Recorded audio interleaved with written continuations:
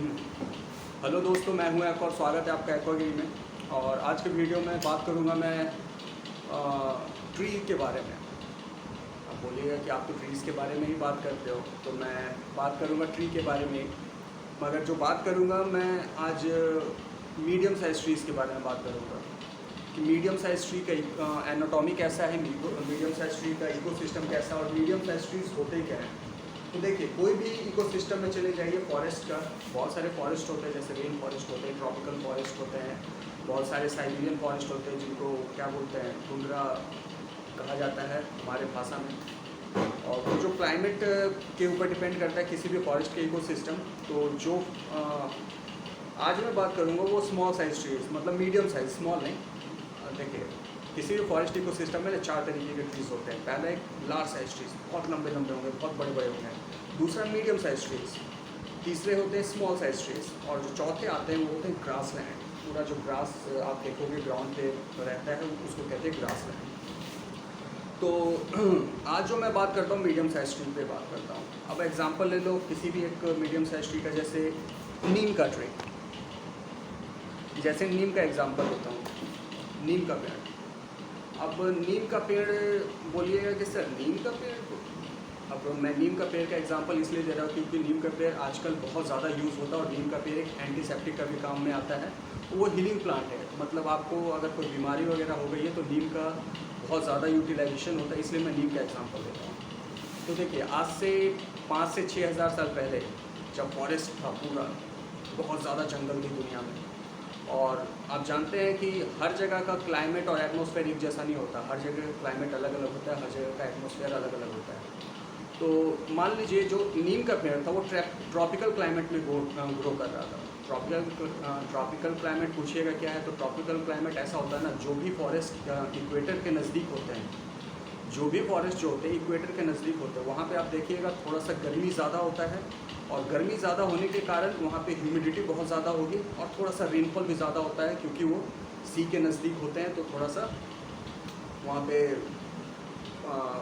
क्या बोलता हूँ, सी से जो स्टीम उठता है उसका प्रेसिपिटेशन वहाँ पे ज़्यादा होता है उस फॉरेस्ट में, और वहाँ पे थोड़ा सा रेनफॉल भी ज़्यादा होता है और ह्यूमिडिटी भी ज़्यादा होती है, वही इक्वेटर के नज़दीक होने के कारण। तो अब बोलिएगा कि आप नीम का एग्जांपल क्यों ले रहे हैं। नीम का एग्जांपल आप कोई भी एग्जांपल उठा के ले सकते हैं, मगर मैं नीम का एक एग्जांपल बता रहा हूँ कि मीडियम साइज पेड़ का इकोसिस्टम क्या होता है, उनका एनाटॉमी कैसा होता है।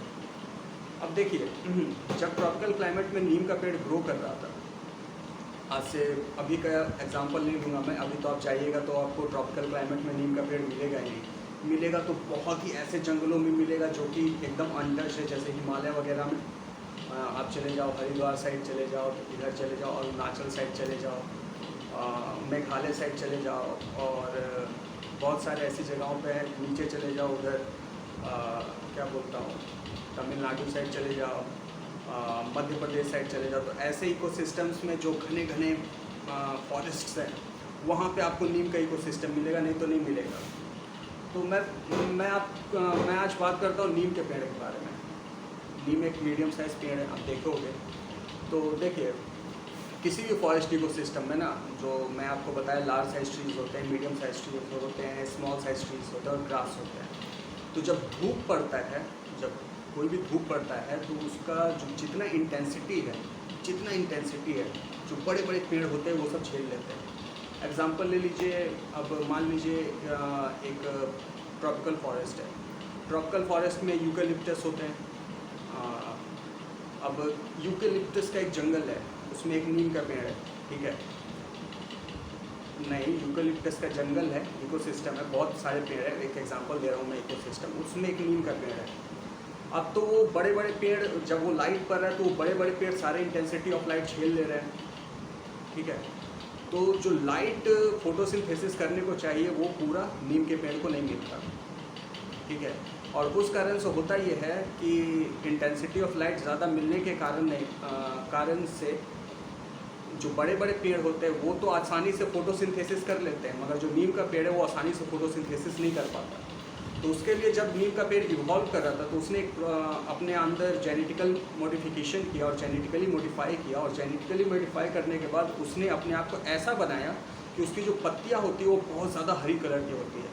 हरी कलर के होने के कारण, डार्क कलर के होने के कारण वो ज़्यादा से ज़्यादा इंटेंसिटी ऑफ लाइट को एब्जॉर्ब कर सकता है। हाँ, लाइट रिफ्लेक्ट भी करता है, ग्रीन लाइट रिफ्लेक्ट करता है, मगर वो ज़्यादा से ज़्यादा इंटेंसिटी ऑफ लाइट को एब्जॉर्ब कर लेता है। ज़्यादा से ज़्यादा इंटेंसिटी ऑफ लाइट एब्जॉर्ब करने के कारण उसके पत्ते हल्के से हीट होते हैं। और आप जानते हैं फोटोसिंथेसिस प्रोसेस क्या होता है। ज़मीन से कोई भी ट्री मिनरल्स को खींचती है अपने बाग्स में, बाग से वो पत्तियों में जाते हैं ब्रांचेस के द्वारा, और ब्रांचेस में पत्तियों में जाने के बाद उनमें केमिकल रिएक्शन होता है सनलाइट से रिएक्ट करके। सनलाइट एक तरीके का कैटलिस्ट का काम करता है जो कि उसको हीटअप करता है, और वो इन फॉर्म ऑफ स्टीम, जब केमिकल रिएक्शन होता है स्टीम उसके पत्तों के पोर से निकलते हैं। और जब स्टीम पत्तों के पोर से निकलते हैं तो वो जो चेन रिएक्शन स्टार्ट होता है ट्री में, वो फोटोसिंथेसिस प्रोसेस करता है। अब बोलिएगा कि सर तो ज़्यादातर इंटेंसिटी तो वो ले रहा, बड़े बड़े ट्री, तो ये फोटोसिंथेसिस प्रोसेस कैसे कर रहा? तो देखिए, फोटोसिंथेसिस प्रोसेस ऐसा नहीं है ना कि आपको बहुत ज़्यादा हीट की ज़रूरत है, बहुत ज़्यादा लाइट की ज़रूरत है। अब देखिए, जो बड़े बड़े ट्रीज़ होते हैं उनके पत्ते छोटे छोटे होते हैं, बहुत छोटे छोटे पत्ते होंगे, ज़्यादा उनको बड़े पत्तों की ज़रूरत नहीं होती। ज़्यादा बड़े पत्ते रखेंगे तो वो ज़्यादा गर्म होंगे, और वो ज़्यादा उनको जानते वो बहुत बड़े होते हैं, उस केस में उनको क्या बोलते हैं, उतना मिनरल नहीं मिल पाएगा ग्राउंड से, तो इस कारण से उनको ज़रूरत नहीं पड़ता उनको पत्तियों को बड़ा बड़ा रखने, तो छोटे पत्तियों से ही काम चल जाता है, क्योंकि उनको उतना ज़्यादा इंटेंसिटी ऑफ लाइट एब्जॉर्ब करना नहीं पड़ता। उनको सबसे ज़्यादा इंटेंसिटी ऑफ लाइट वो बड़े पेड़ों को ही मिलता है। अब छोटे पेड़ आए, जैसे वो नीम का पेड़ आया, उसको ज़्यादा इंटेंसिटी ऑफ लाइट चाहिए मगर वो बेचारे को मिल नहीं पा रहा। अब नीम का पेड़ है, अब उसको ज़्यादा इंटेंसिटी ऑफ लाइट चाहिए, तो क्या करेगा? तब वो अडेप्ट करेगा। अब एडेप्शन कैसे होता है? आप देखिए, किसी भी चीज़ में एडेप्शन, मान लीजिए ह्यूमंस में ले लीजिए, एनिमल्स में ले लीजिए, किसी भी लिविंग ऑर्गेनिज्म में इन्वायरमेंट को लेके एडेप्शन होता है। जब भी आप कोई वन क्लाइमेट से दूसरे क्लाइमेट में जाते हैं, उस केस में आप में एडेप्शन होता है। मान लीजिए आप ही गर्मी में रहने की आपको आदत है, और गर्मी में रहते रहते आप ठंड में चले जाइए। इनिशियली आपका बॉडी उतना स्ट्रॉन्ग नहीं है, तो वो ठंड में उतना नहीं झेल पाएगा, मगर स्लोली आपको ठंड झेलने की आदत हो जाएगी, ठंड झेलने लगी है। तो ऐसा क्यों होता है? तो ऐसा ये होता है कि आपका बॉडी उस कंडीशन में अडेप्ट करता है। आपके जो जेनेटिक्स हैं, आपका जो इम्यून सिस्टम, उसको चेंज करता है अपने बॉडी के स्ट्रक्चर को, अपने बॉडी को, मेटाबॉलिज्म को, और वो उस क्लाइमेट में अडेप्ट करता है। तो ट्रीज़ में भी यही होता है। और ट्रीज़ में ये जो एवोल्यूशन प्रोसेस है वो बहुत ऐसा नहीं है कि एक रात में वो नीम का पेड़ वो क्या बोलता हूँ फोटोसिंथेसिस प्रोसेस करने के लिए अपने पत्तियों को ज़्यादा ग्रीन कर लिया। वो धीरे धीरे एक जनरेशन से दूसरे जनरेशन में, दूसरे जनरेशन से तीसरे जनरेशन में, तीसरे से चौथे में, चौथे से पाँचवें में, पाँचवें से छठे में, ऐसे करके वो अपने आप को वैसा बनाया कि उसकी पत्तियाँ देखिएगा तो बहुत ज़्यादा डार्क ग्रीन होती है, ताकि वो ज़्यादा इंटेंसिटी ऑफ लाइट एब्जॉर्ब कर सके। दूसरा है नीम के पेड़ में कि देखिएगा कि वो उसके पत्तियाँ कटीले होते हैं, ऐसे कटीले पत्तियाँ होते हैं। आप पूछिएगा सर कटीले पत्तियाँ होती हैं? तो देखिए, बड़े बड़े पेड़ तो हैं, वो बहुत ऊपर है उनकी पत्तियाँ। अब उनकी पत्तियाँ खाने के लिए, मान लीजिए कोई नील गाय है, बारहसिंगा है, वो गया वो पत्तियों को खाने के लिए, वो तो उस बड़े पेड़ पे चढ़ नहीं सकता, किसको खाएगा? ऐसे पेड़ों को खाएगा जिसको वो आराम से खा सके, ठीक है। अब बारहसिंगा गया, वो नीम के पेड़ को पहले क्या करेगा? चबाएगा, ठीक है, पत्तियों को चबाएगा तो उसको अजीब सा टेस्ट आएगा, वो छोड़ देगा। अब पूछेगा सर नीम का पत्तियाँ ऐसा कड़वा टेस्ट क्यों होता है? तो इसका एक रीज़न मैं बताता हूँ। देखिए, किसी भी प्लांट में एक डिफेंस मैकेनिज़्म होता है कि अपने आप को बचाना है, एक तरीके का इम्यून सिस्टम। तो डिफेंस मैकेनिज़्म क्या होता है, इम्यून सिस्टम प्लांट्स में कैसा होता है, उसके लिए मैंने एक सेपरेट एकदम पर्टिकुलर वीडियो बना के रखा है, आप जाकर चेकआउट कर सकते हैं मेरे चैनल पे। वो मैं इलेबोरेट नहीं करूँगा इस वीडियो में, मगर मैं आपको बताता हूँ नीम में ऐसा क्या होता है। नीम में होता है ना कि देखिए, नीम पहले तो ट्रॉपिकल रीजन्स में होता है। ट्रॉपिकल रीजन्स में रहने के कारण जितना भी सल्फ़र है, जो ग्राउंड लेवल पे सिलिका है, वो ज़्यादातर बहुत नीचे चले जाते हैं। वो ज़्यादातर मिनरल्स एब्जॉर्ब नहीं करता, वो सब सिलिका वगैरह वो ज़्यादातर एब्जॉर्ब करता है क्या? आयरन एब्जॉर्ब करेगा, फॉस्फोरस एब्जॉर्ब करेगा, और जो बाकी मिनरल्स है, शुगर, सॉल्ट्स, जो बाकी तरीके का सॉल्ट्स जो सॉइल में मिले हुए हैं, वो एब्जॉर्ब करता है। वो एब्जॉर्ब करने के कारण होता ये है कि उसके जो बाक्स होंगे वो देखिएगा बहुत ही ज़्यादा स्ट्रॉन्ग होते हैं, बहुत ज़्यादा स्ट्रॉन्ग होते हैं। और उसकी पत्तियाँ जो है वो भी थोड़े से क्या बोलते हैं, पतले पतले होते हैं, मगर उनकी पत्तियाँ भी बहुत ज़्यादा ये न्यूट्रिशस होती है। अब बोलिएगा न्यूट्रिशस होती है तो उसने ऐसा क्या न्यूट्रिशंस क्यों लिया? देखिए अब वो तो है, बड़ा पेड़ जो है वो तो ज़्यादा इंटेंसिटी ऑफ लाइट लेके वो अपना फोटोसिंथेसिस प्रोसेस कर लेगा, मगर ये जो है, ये प्लांट्स जो हैं वो ज़्यादा फोटोसिंथेसिस प्रोसेस कर पाएंगे कि नहीं कर पाएंगे, कि बारिश आ जाएगा, कि क्लाउड्स छा जाएंगे, उस केस में खुद को अपने आप को क्या बोलते हैं, फूड से इनफ रखने के लिए वो अपना मैकेनिज़्म ऐसा बनाते हैं कि वो ज़्यादा से ज़्यादा फूड उसमें जमा कर सके, उन पत्तियों में और उन बाग्स में। अब बोलिएगा कि सर कि बाग्स में जब देखिए किसी भी प्लांट में, किसी भी ट्री में वो चेन रिएक्शन होता है, वो खाना कैसे सप्लाई होता है। मान लीजिए हमारा जो बॉडी है उसमें खाना कैसे सप्लाई हो रहा है, हम लोग खाते हैं, वो जाता है पेट में, डाइजेस्ट होता है, उसके बाद इंटेस्टाइन सोखता है और वो हमें एनर्जी देता है। तो उसी तरीके का ट्री का भी मैकेनिज्म है। तो फोटोसिंथेसिस पे भी मैंने एक वीडियो बना के रखा, आप जाके चेकआउट कर लेना, पूरा डिटेल्ड है कि कैसे ट्रीज़ अपना खाना बनाती है, और उसमें पूरे डिटेल से मैंने बताया, आप एक बार जाके चेकआउट ज़रूर करना, ठीक है। तो अब ट्रीज़ को आप बोलिएगा कि फोटोसिंथेसिस तो वो कर रहा है, तो जमा क्यों करता है? तो जमा इसलिए करता है ना कि ताकि अगर वो फोटोसिंथेसिस प्रोसेस मान लीजिए उस टाइम ना कर पाए, बारिश के समय, और क्या बोलते हैं जब बादल छा जाता है, एक हफ्ते 10-10 दिन 20-20 दिन 2-2 महीने ट्रॉपिकल रीजन्स में बादल छाए रहते हैं, उस केस में फोटोसिंथेसिस प्रोसेस थोड़ा सा एब्रप्ट करता है। तो उस केस में अपना खाना बॉडी में स्टोर करके वो रखते हैं, ताकि वो फोटोसिंथेसिस प्रोसेस ना भी हो तो उनको ज़्यादा इफेक्ट ना पड़े, ज़्यादा डैमेज ना हो। अब बोलिएगा वो टॉक्सिक क्यों है? तो देखिए वो टॉक्सिक नहीं है, वो ज़्यादातर मिनरल्स इसीलिए एब्जॉर्ब करते हैं ताकि उनका बॉडी स्ट्रॉन्ग हो, और बॉडी स्ट्रॉन्ग होने के कारण अब देखिएगा ट्रॉपिकल फॉरेस्ट में होता ही है ना, जैसा चार ट्री का मैकेनिज्म मैंने बताया, long, medium, small and grasslands. तो जो सबसे बड़ी वाली पत्तियाँ होती है वो नीचे गिरते हैं, नीचे गिरेंगे, एक क्या बोलता हूँ, एक लेयर फॉर्म करता है, वो क्या बोलता हूँ, हे फॉर्म करता है पत्तियों का ग्राउंड पे। वो जो नीम के पत्ते होते हैं वो भी नीचे गिरते हैं, वो भी एक हे फॉर्म करता है। जो स्मॉल वाले होते हैं वो भी एक हे फॉर्म करता है, और ग्रास भी अपना एक हे फॉर्म करता है। तो ग्रास तो उतना हे फॉर्म करेगा नहीं, क्योंकि ग्रास जो होते हैं वो ज़्यादातर वो फॉल नहीं करते, उनमें लीव्स नहीं होते हैं। तो जो ऊपर वाली पत्तियाँ होती हैं वो सबसे ज़्यादा इंटेंसिटी ऑफ लाइट लेती हैं, और सबसे ज़्यादा इंटेंसिटी ऑफ लाइट लेने के कारण वो सबसे ज़्यादा रेडिएशन झेलती है, और सबसे ज़्यादा उसमें क्या बोलता हूँ टॉक्सिसिटी होती है, उसी कारण से, रेडिएशन झेलने के कारण और केमिकल रिएक्शन से। और वो जब नीचे गिरती है और वो जब हे फॉर्म करती है, वो जब डिकम्पोज होती है, और डिकम्पोज होने के बाद जब वो, जैसे नीम का पेड़ है, जब वो उसको खींचता है ना, तो उसमें जितना टॉक्सिसिटी है पानी के साथ साथ वो भी जाता है। तो नीम के पेड़ ने ऐसा प्यूरिफिकेशन प्रोसेस तो बनाया है कि ज़्यादातर टॉक्सिसिटी उसके रूट्स नहीं लेते, केवल वही लेते हैं जो उसको चाहिए। मगर नीम के पेड़ ने अपने आप को ऐसा जेनेटिकली मॉडिफाइड कर लिया है, ऐसा जेनेटिकली अपने आप को इवॉल्व कर लिया है, ताकि वो ऐसे टॉक्सिक मटेरियल ले सके अपने अंदर, कि जो टॉक्सिक मटेरियल उसको क्या बोलता हूँ, जो एनिमल्स है अगर वो उसको खाते हैं तो उनको थोड़ा सा बिटरनेस फील हो, और वो उसको ना टच करे। ये उनका डिफेंस मैकेनिज़्म है। अब बोलिएगा कि सर टॉक्सिसिटी होता है तो डिफेंस मैकेनिज़्म है, इससे हम लोग हील कैसे होते हैं? तो देखिए हील होने का भी एक प्रोसेस है। हील होने प्लांट हील कैसे करता है उस पर भी मैंने एक सेपरेट वीडियो बनाया एकदम डिटेल में, कि कोई भी हीलिंग प्लांट क्या होता है, तो जाके आप चेकआउट कर लीजिए, आपको पता चल जाएगा। मैं बताता हूँ वो टॉक्सिक क्यों होता है। वो टॉक्सिक होता है उसी कारण से, वो जो हे गिरता है, वो पत्तियाँ जो डिकम्पोज करती है और जो ग्राउंड में जाता है, उस कारण से जो पानी ग्राउंड में जाता है और वो जो खाद बन के वो जो ट्री उसको सोखता है, उस कारण से वो टॉक्सिक होते हैं थोड़े से, जो मीडियम साइज ट्रीज हैं।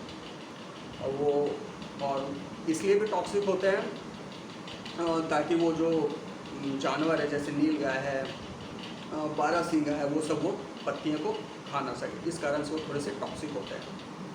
अब बोलिएगा कि सर अब बोलिएगा सर कि जैसे कि नीम का पत्ता, नीम का पेड़ देखा है कि मैंने बहुत घना होता है, बहुत घना होता है। तो घना क्यों होता है? अब देखिए घना होने का भी कारण है। अब देखिए, अब मान लीजिए ट्रॉपिकल फॉरेस्ट है, तो ऐसा नहीं है ना कि ट्रॉपिकल फॉरेस्ट है तो हमेशा वहाँ पे ठंड रहेगा, गर्मी भी पड़ता है। तो अगर मान लीजिए धूप गिर रहा है, गर्मी पड़ रहा है, तो उसका जो ग्राउंड है उसको ठंडा रखने के लिए उसने अपने आप को ऐसा इवॉल्व किया है ना, ताकि उसका जो ग्राउंड है, नीचे के ग्राउंड, वो थोड़ा सा ठंडा रहे। अब बोलिएगा वो क्यों, ऐसा क्यों है कि वो ठंडा रहे? तो देखिए, जो बाकी जगह है, मान लीजिए यहाँ पे एक पेड़ है, तो बाकी जगह है, बाकी जो लैंड है वो तो गर्म हो रहा है। गर्म होने के कारण उसमें से स्टीम निकल रहा, भले है उसके ऊपर, मगर वो गर्म हो रहा, उसमें से स्टीम निकल रहा। और जब उसमें से स्टीम निकल रहा, तो जो नीचे का ग्राउंड लेवल का वाटर है, वो ग्राउंड लेवल का वाटर साथ में स्टीम के एक चैनल के रूप में ऊपर आ रहा। और जो नीम का पेड़ का रूट्स है, वो उस चैनल को जाके वहाँ पे अपने ऐसे रूट्स लगा देते हैं, ताकि वो पानी को खींच सके और अपना फोटोसिंथेसिस प्रोसेस कर सके। समझ रहे हैं ना? अब बोलिएगा वो ठंडा क्यों होता है? तो ठंडा होने का कारण है, देखिए, एक चेन रिएक्शन स्टार्ट करने के लिए, एक चेन रिएक्शन करने के लिए उसमें थोड़ा सा पानी ग्राउंड लेवल पे रहना चाहिए। अगर ग्राउंड लेवल पे वो थोड़ा सा पानी नहीं रहेगा, तो वो चेन रिएक्शन जो ऐसे होता है वो नहीं होगा, और क्या बोलते हैं, फोटोसिंथेसिस प्रोसेस नहीं होगा। समझ रहे हैं? तो इस फोटोसिंथेसिस प्रोसेस से बचने के लिए, इस फोटोसिंथेसिस प्रोसेस वो फोटोसिंथेसिस प्रोसेस निकल गया मेरे से, वो चेन रिएक्शन की कोई भी ट्री, किसी भी ट्री में देखिएगा, किसी भी ट्री इकोसिस्टम में देखिएगा, तो वैसा ही मैकेनिज़्म होता है कि वो इससे बचने के लिए वो अपना जो ग्राउंड लेवल है, क्या बोलते हैं उसको, थोड़ा सा ठंडा रखते हैं। वो ऐसा उनका एवोल्यूशन हुआ है। अब बोलिएगा कि सर एवोल्यूशन तो ऐसा हुआ है कि वो अपना ग्राउंड को ठंडा रखते हैं, तो वो स्टीम से क्या होता है? अब देखिए, स्टीम से क्या होता है मैं आपको बताता हूँ। आप किसी भी डीप फॉरेस्ट में चले जाइए, किसी भी बहुत सारे डीप फॉरेस्ट में चले जाइए जहाँ पे बहुत सारे घने पेड़ हैं, सुबह के टाइम चले जाइए, एकदम सुबह जब जाइएगा तो वहाँ पे एक हेज़ फॉर्म करता है। वो हेज़ कैसे फॉर्म करता है तो मैं बताता हूँ। देखिए, दिन भर तो वो स्टीम फॉर्म किया, दिन भर तो स्टीम फॉर्म कर रहा है, और दिन भर स्टीम फॉर्म किया, वो जो फॉरेस्ट में ग्राउंड पे स्टीम फॉर्म किया। और वो जो टॉप के ट्रीज़ हैं वो फोटोसिंथेसिस करके ऑक्सीजन निकाल रहे, जो मीडियम साइज ट्री है वो ऑक्सीजन निकाल रहे, स्मॉल साइज ट्री है वो ऑक्सीजन निकाल रहे, और जो नीचे वाले ग्रास हैं वो ऑक्सीजन निकाल रहे हैं। अब एक ऑक्सीजन का लेयर, आप जानते हैं ऑक्सीजन जो है वो क्या बोलते हैं, बहुत ठंडा होता है, वो ज़्यादा उतना गर्म नहीं होता, वो नीचे आता है। जो ट्री है फॉरेस्ट में वो नीचे आता है, और जब वो ट्री में फॉरेस्ट में नीचे आता है, जो स्टीम है उसके साथ वो मिल के एक थोड़ा सा ठंडा वातावरण क्रिएट करता है। ह्यूमिड रहता है मगर थोड़ा सा ठंडा वातावरण क्रिएट करता है। और जब वो ठंडा होता है ना, तो पूरा जो मान लीजिए बड़ा सा फॉरेस्ट है, वो जो बड़ा सा फॉरेस्ट इकोसिस्टम है, वो एक क्या बोलते हैं, ऊपर ये तो पूरा ठंडा हो गया, अब ऊपर से जो हवा नीचे आ रही है, ठंडा ठंडा ऊपर से नीचे आ रही है, वो एक सक्शन का काम करता है। और वो जब सक्शन का काम करता है, तो बाकी जो गर्म हवाएं हैं वातावरण के, वो एक फनल के रूप में उस फॉरेस्ट में जाते हैं। और इधर से देखिएगा, फॉरेस्ट के नीचे वाले हिस्से से वो ठंडी हवाएं निकल जाती हैं, और वो ऊपर से पूरा फॉरेस्ट में क्या बोलते हैं, गर्म हवाएं एटमॉस्फेयर का जाता है। और जब वो एटमॉस्फेयर का गर्म हवा जाता है, तो गर्म हवा एटमॉस्फेयर का जाने में ट्रीज़, जितने भी ट्रीज़ हैं सब पे वो जाता है, और उसमें जो CO2 होता है वो ट्रीज़ एब्जॉर्ब करते हैं और उससे फोटोसिंथेसिस करते हैं। अब बोलिएगा सर रात में क्या होता है? हाँ, तो मैं एक एग्जांपल बताता हूँ। देखिए, अब मान लीजिए दिन भर तो फोटोसिंथेसिस किया, शाम हुआ, शाम के टाइम पे वो फोटोसिंथेसिस करते ही रहते हैं, और फिर रात होती है। तो जब रात होती है, तो रात को होता ये है कि अब रात को तो फोटोसिंथेसिस कर नहीं सकते, तो क्या करेंगे? तो जो स्टीम निकलता है, देखिए कोई भी हीट, मैंने आपको पहले ही बोला कि हीट से फोटोसिंथेसिस होता है। ये नहीं है ना कि उस पर ये लाइट चाहिए, वो लाइट चाहिए, वो लाइट चाहिए। आप अगर घर में आप एक पेड़ रखिएगा तो घर में भी फोटोसिंथेसिस कर सकते हो, उसको अगर आप थोड़ा सा हीट देते रहिए तो वो एक हीट से होता है। तो जो ग्राउंड से जो हीट निकलता है, वो जो स्टीम निकलता है, ग्राउंड जो गर्म रहता है वो, और ये जो ग्राउंड पेड़ ठंडा रखते हैं, उससे भी एक हवा ऐसे आती है और वो पत्तियों तक जाती है और पत्तियों को थोड़ा सा गर्म करता है, और जो ज़्यादा से ज़्यादा देर तक वो फोटोसिंथेसिस प्रोसेस करते रहते हैं, ताकि जब रात का टाइम हो जब फोटोसिंथेसिस प्रोसेस करने के लिए कोई लाइट ना हो, एकदम अंधेरा हो, और उस टाइम पे वो क्या बोलते हैं, ज़्यादा से ज़्यादा अपने अंदर एनर्जी स्टोर करके रख सकें। समझें? तो ये प्रोसेस होता है। और देखिए, जब ये प्रोसेस होता है रात के टाइम पे, तो आप जानते हैं किसी भी फॉरेस्ट में चले जाइए तो रात का माहौल कितना मस्त होता है। रात का जो माहौल है वो कितना मस्त होता है आप जानते ही हैं। अगर किसी फॉरेस्ट में चले जाइए, अगर रात के मान लीजिए 3-4 बजे, पहले तो आप जाइएगा तो लगेगा कि यार ये किस जन्नत में हम आ गए हैं, समझ रहे हैं। और दूसरा एकदम फ्रेश फील होगा, एकदम फ्रेश हवा लगेगा, लगेगा यार मैं यहाँ से जाऊँ ही नहीं। और अगर उस केस में आप ऐसे ट्रीज़ देखिएगा जो जैसे नीम का पेड़ है, मीडियम साइज ट्रीज़ है, जैसे आम का पेड़ है, अमरूद का पेड़ है, ये सब जब ट्रीज़ देखते हैं ना आप फॉरेस्ट में जाके, उस केस में आपको सीरियसली लगता है कि आप जन्नत में बैठे हैं, जन्नत में आ गए। तो ये अंदर से इतना फीलिंग क्यों होता है कि जन्नत में आ गए। तो उसका तो मेरे पास रीज़न नहीं है, मगर मैं जब छोटा था, तो मैं तो झारखंड से हूँ। तो झारखंड में बहुत सारे ऐसे जंगल्स हैं ना जो बहुत ज़्यादा डेंस है। तो शाम के टाइम और सुबह के टाइम मैं घूमने निकलता था, तो मेरे को ऐसा फील होता था, इसलिए मैं बता रहा हूँ आपको। और अब तो इसीलिए बता रहा हूँ। और अगर आप जन्नत बोलता हूँ, जन्नत क्या अगर आप जंगल के अंदर चले जाएँ तो आपको ऐसा फील होगा ना कि जैसे जन्नत में आ गए। अब वो फीलिंग अब वो ऐसा फील क्यों होता है, तो देखिए वो ज़्यादा वो फील क्यों होता है ये मैं तो नहीं बता सकता, मगर देखिए होता ये है ना कि दिन भर तो फोटोसिंथेसिस प्रोसेस हुआ, रात को भी हल्का सा वो स्टीम के कारण फोटोसिंथेसिस प्रोसेस हुआ, और उसके बाद फोटोसिंथेसिस प्रोसेस बंद हो जाता है। जब फोटोसिंथेसिस प्रोसेस बंद हो जाता है तो वो जो वैक्यूम क्रिएट हो रहा है, वो जो साइकिल क्रिएट हो रहा है, वो भी बंद हो जाता है। और जब वो साइकिल बंद होता है ना, तो उस केस में होता है कि ठंडी हवाएं तो नीचे हैं ही पहले से, ठंडी हवाएं नीचे आ गई, और जो गर्म हवा वो सक कर रहा था फोटोसिंथेसिस प्रोसेस के कारण, वो सक्शन बंद हो गया और ऊपर की हवाएं भी ठंडी हो गई। तो और मैंने बताया कि स्टीम किसी भी फॉरेस्ट में स्टीम रहता, वो स्टीम के साथ वो जब ठंडी हवाएं मिलती तो एक हेज़ फॉर्म करता है, धुंध फॉर्म करता है। इसीलिए जब भी आप सुबह एकदम भोर के टाइम, डॉन के टाइम जाइएगा तो आपको एक धुंध सा मिलेगा हमेशा, चाहे गर्मी हो, चाहे ठंड हो, चाहे बारिश हो, चाहे पतझड़ हो, चाहे बसंत ऋतु हो, जब भी जाइए फॉरेस्ट में आपको एक धुंध मिलेगा हल्का सा। और वो धुंध देख के सीरियसली फील होता है ना जब जंगल में जाओ कि जन्नत में आ जाए, समझे ना। तो यही था नीम के पेड़ का इकोसिस्टम, कि नीम का पेड़ कैसा होता है और नीम का पत्ता कैसा होता है। और नीम के पत्ते का किसी भी नीम के पत्ते का जो क्या बोलते हैं यूज़ है, क्या बोलते हैं यूज़ जो है वो आप लोग को पता ही है कि क्या यूज़ में आता है। बहुत सारे वो क्या बोलते हैं एंटीसेप्टिक्स में आता है। अगर आपको कट वट हो जाता है तो वो एंटीसेप्टिक में काम आता है। वो एंटीसेप्टिक क्यों होता है तो मैं आपको एक अलग वीडियो में बता दूंगा कि वो एंटीसेप्टिक कैसे होता है और वो हील क्यों करता है, मतलब क्यों उसको एंटीसेप्टिक कहा जाता है कि आपको कहीं कट वट हो जाए तो उसको लगाया जाता है नीम के पत्ते को। तो ठीक है दोस्तों, आज के वीडियो में बस इतना ही। आशा करता हूँ कि आप लोगों को ये वीडियो पसंद आया होगा, और अगर आपको ये वीडियो पसंद आया तो प्लीज़ इस वीडियो को लाइक ज़रूर करके जाइएगा। और जाते जाते मैं आपको बता दूं कि मेरा एक इंस्टाग्राम भी अकाउंट है, वो आप जाके इंस्टाग्राम अकाउंट जाके एक बार चेकआउट ज़रूर कीजिएगा। और इंस्टाग्राम के साथ साथ मेरा एक ट्विटर अकाउंट भी है, तो ट्विटर अकाउंट भी जाके एक बार चेकआउट कर लीजिएगा। आपको जितने भी ये इंस्टाग्राम और ट्विटर्स हैं उसका लिंक आपको ऊपर मिल जाएगा। अगर आप डेस्कटॉप पे हैं मेरे चैनल पे जाइएगा तो ऊपर आपको लिंक मिल जाएगा, वहाँ पे मेरा इंस्टाग्राम भी है, ट्विटर भी है और दूसरा चैनल भी है।